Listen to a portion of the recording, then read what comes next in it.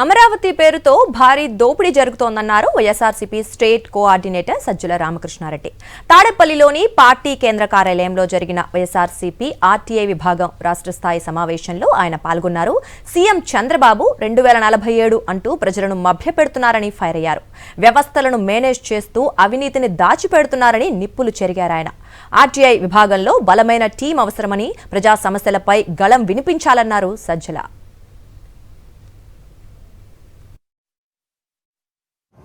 ఎవరి ఇష్టాయిష్టాలకు తగినట్టు మొత్తం పోతుంది అంటే చంద్రబాబు నాయుడు గారు ఆయన కొడుకు ఇష్టాయిష్టాలకు తగినట్టే పోతుంది కాబట్టి అది వాళ్ళ ప్రభుత్వం, చంద్రబాబు నాయుడు ప్రభుత్వం, టీడీపీ ప్రభుత్వం.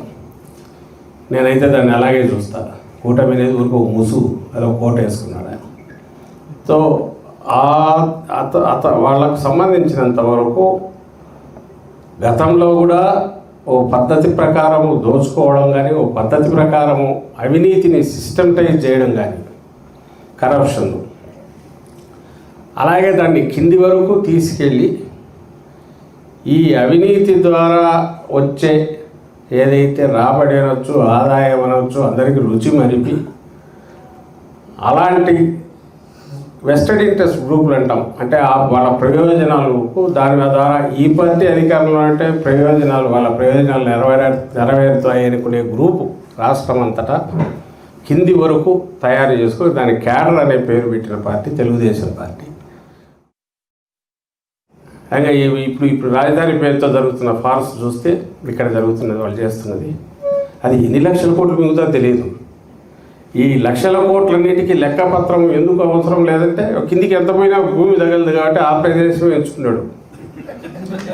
ఆయన 100 మీటర్లు లోపలికి బొక్క పెడితే పైల్ ఫౌండేషను 500 మీటర్లు పోయినంటే చెప్పే మాత్రమే మనకు తెలిసేది ఏముంటుంది.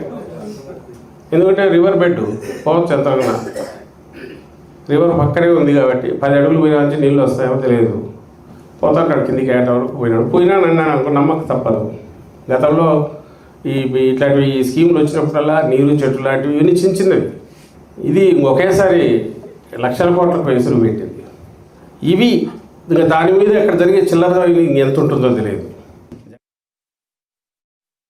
సో పై నుంచి కింది వరకు అవినీతి అనేది సిస్టమ్గా పూర్తిగా దాని కంప్లీట్ కరప్ట్ అయిపోయి ఆ స్టేజ్ దాటిపోయి అది సిస్టంలో పార్ట్ అయిపోయింది. దాన్ని బండగా ఓపెన్గా ఎగ్జిక్యూటివ్గా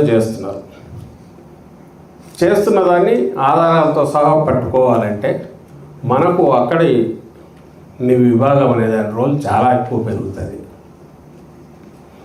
రాష్ట్ర స్థాయిలోనూ అందరం ఇన్వాల్వ్ అయిన చేయడం అనేది ఒక పక్క జరిగితే కింద స్థాయిలో ఎక్కడికక్కడ దీన్ని పట్టుకోవడము, దానికి ఆధారాలు సంపాదించడం, రావడమే ఎట్లా దోచుకోవాలా అనే ఒక పూర్తి అదే ప్రాజెక్ట్ కింద వచ్చినట్టున్నారేమో అనిపిస్తుంది.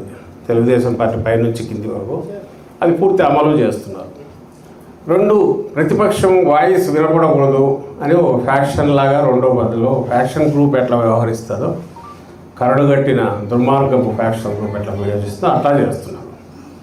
ఆస్తులు కొట్టిస్తున్నారు, ప్రాణభయం క్రియేట్ చేయాలని చూస్తున్నారు, జైళ్ళల్లో వేయిస్తున్నారు, తప్పుడు కేసులు పెట్టి తిప్పుతున్నారు, హెరాస్ చేస్తున్నారు.